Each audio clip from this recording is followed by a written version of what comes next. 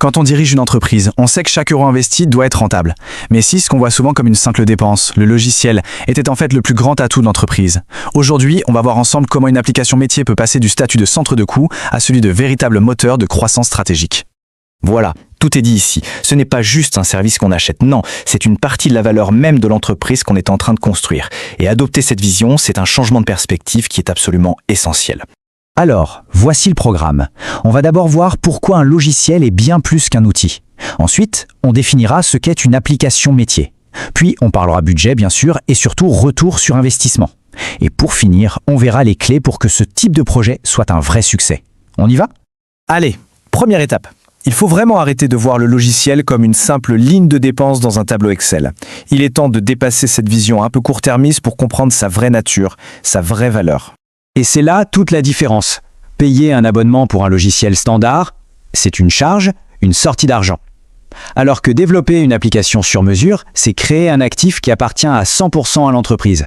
C'est comme un brevet ou une machine-outil. Ça augmente la valeur de la société et ça donne un avantage concurrentiel énorme. Bon, mais alors, concrètement, de quoi on parle? Cet actif, qu'est-ce que c'est? On l'appelle une application métier. Voyons ensemble ce que ça signifie exactement et surtout la valeur qu'elle peut apporter. En fait, c'est très simple. C'est un logiciel qui est sculpté pour l'entreprise et non l'inverse. Plutôt que de tordre les processus pour qu'ils rentrent dans un logiciel standard, on construit l'outil pour qu'il épouse et optimise parfaitement les processus existants. Le but final étant bien sûr d'améliorer la rentabilité. Là, la différence est flagrante. D'un côté, on a le sur-mesure, un véritable actif qui grandit et s'adapte en même temps que l'entreprise. De l'autre, le logiciel standard, qui est finalement un coût récurrent, souvent rigide, et qui peut même devenir un frein à la croissance. Bien, maintenant, parlons argent. Parce que pour considérer ça comme un investissement, il faut d'abord bien comprendre ce que ça coûte. C'est vraiment la base pour évaluer correctement le projet. Allez, on aborde la question que tout le monde se pose. Avoir un budget réaliste, c'est la pierre angulaire d'un projet réussi. L'objectif, ce n'est pas de trouver le moins cher, non, c'est de trouver l'investissement le plus rentable.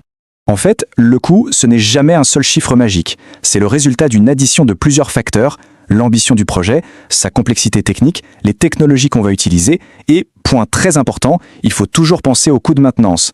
On estime ça entre 15 et 25% du coût initial chaque année et c'est ce qui garantit que l'actif reste performant sur le long terme. Pour donner quelques repères, un outil simple, très ciblé, ça peut démarrer autour de 3 000 à 15 000 euros.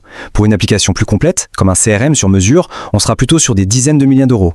Et pour une plateforme qui gère toute l'entreprise, là oui, on parle de budgets qui peuvent dépasser les 100 000 euros. Ça permet de bien situer où on met les pieds. On en arrive au cœur du sujet, la question essentielle pour tout dirigeant. Quel est le retour sur cet investissement? Parce que c'est bien beau de dépenser, mais comment est-ce que ça va rapporter de l'argent?